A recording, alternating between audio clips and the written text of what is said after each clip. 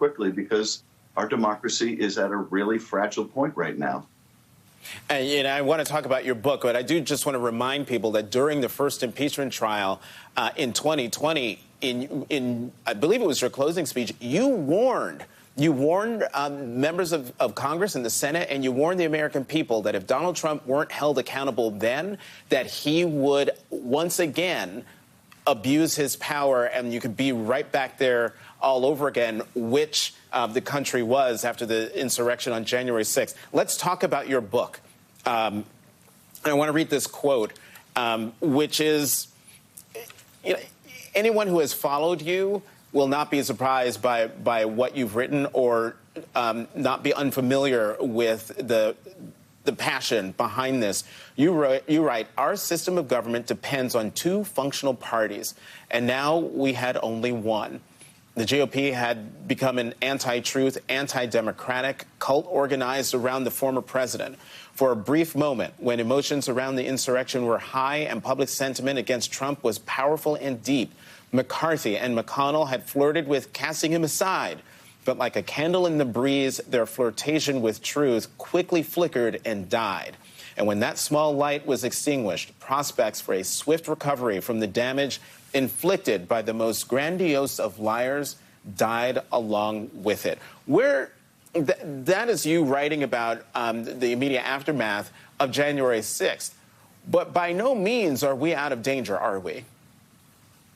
No, we're not. And that particularly nags at me, that passage that you read, because there was an opportunity after the country saw to what end Donald Trump had brought this country, a violent attack on the Capitol.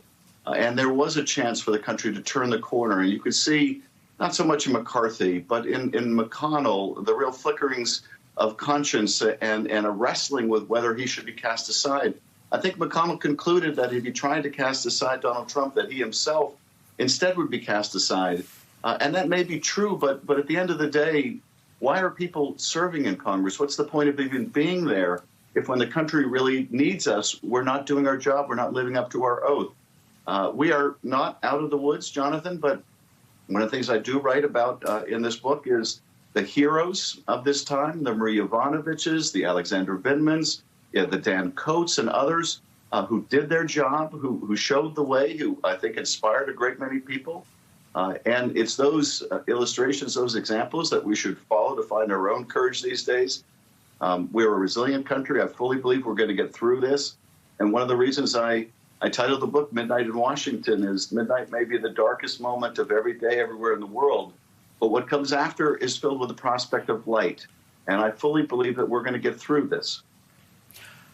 But Chairman Schiff, are we going to get through this if Democrats lose the majority in the House and Kevin McCarthy, the House Minority Leader, becomes Speaker of the House? You write a vignette about an interaction you had with Kevin McCarthy, a fellow Californian who I understand you don't really know. You're from opposite ends of the state. I'm going to put the full screen, the quote on screen, but I'm not going to read the whole thing because it's very long. But you talk about a conversation you had while traveling, and you were talking about the politics of the Hill. And he goes to the press and says that you said to him that you agreed with his assessment that Republicans were going to retake the House.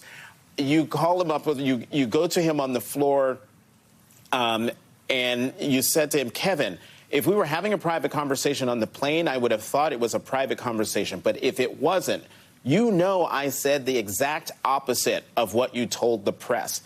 I know, Adam, was his reply, talking about McCarthy. But you know how it goes. You then say, I was incredulous. No, Kevin, I don't. You just make stuff up. You use a barnyard expletive. And that's how you operate. He just shrugged. And I bring this up because, Kevin McCarthy is champing at the bit to become the next Speaker of the House. How dangerous would a Speaker McCarthy be? Well, I told that story because one of the most frequent questions I get from my constituents and others around the country is, do the Republicans really believe what they're saying? What do they say when they're in private?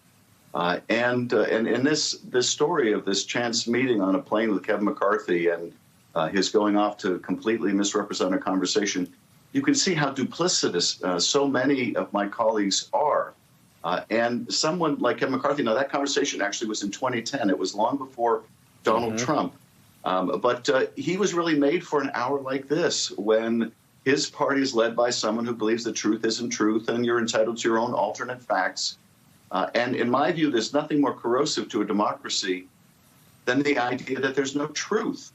And you cannot allow someone with that little regard for the truth to get anywhere near the Speaker's office.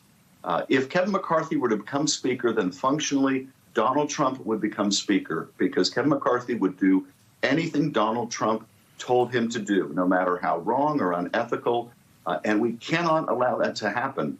Look, I think the midterms, very much in a real, not intangible sense, democracy is going to be on the ballot. And will democracy win? Real quickly, Congressman Schiff. Democracy will win, and the reason why I'm hopeful and optimistic about the future is because there are millions and millions of Americans who love and cherish our democracy and our proud legacy, and they are far more numerous, those who are defending our democracy, than those who would tear it down. Congressman Adam Schiff, California Chair of the House Intelligence Committee and a member of the House Select Committee on January 6th. Thank you very much for coming back to the Sunday Show. Coming up, House Budget Committee Chairman John Yarmuth is here to tell us what will